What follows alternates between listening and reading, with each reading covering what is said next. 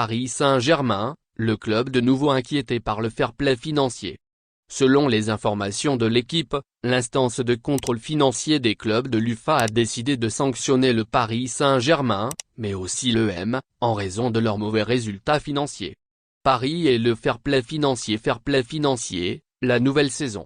Selon les informations du quotidien L'Équipe, l'UEFA, par le biais de son instance de contrôle financier des clubs, a récemment adressé des sanctions financières aux deux clubs français engagés en Ligue des Champions, le Paris Saint-Germain et l'Olympique de Marseille.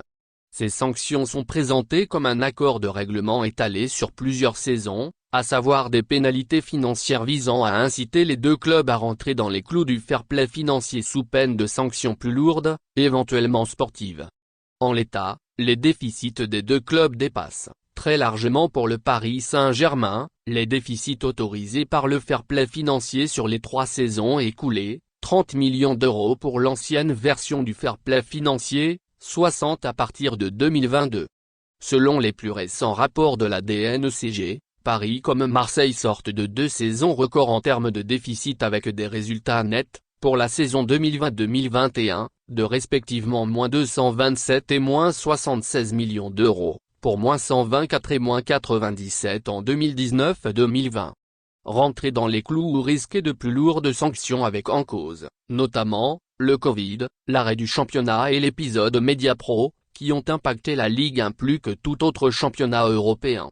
C'est d'ailleurs, selon l'équipe, la défense utilisée par le Paris Saint-Germain.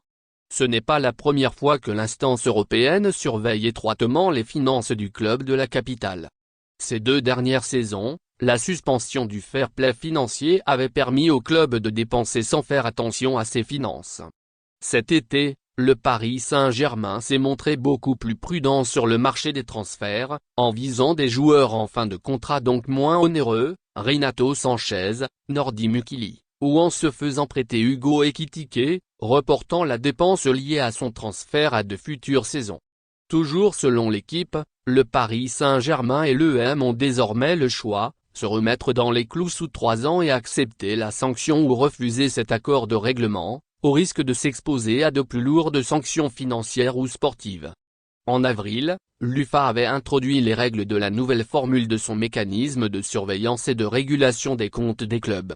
Une réforme qui avait pourtant les contours d'une formule favorable au Paris Saint-Germain.